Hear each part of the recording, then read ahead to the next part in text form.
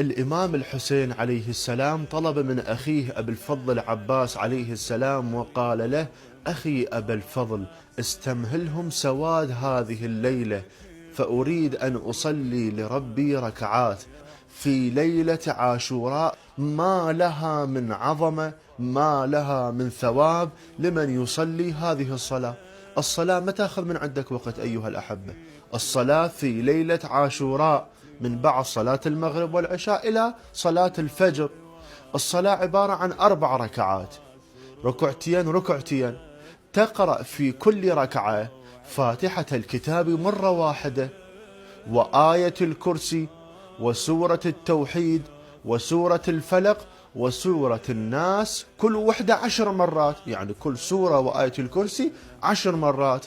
واضح إن شاء الله؟ هذه تقرأ في كل ركعة، ما تأخذ من عندك وقت. عن النبي الأكرم محمد صلى الله عليه وآله أنه قال: إن هذه الصلاة تعدل عبادة 70 سنة، وفيها غفران للذنوب وقضاء للحوائج. احنا اليوم كخدم للحسين عليه السلام، محبين للحسين عليه السلام، نتأسى بالإمام الحسين عليه السلام ألا نضيع هذه الصلاة وألا نترك هذه الصلاة.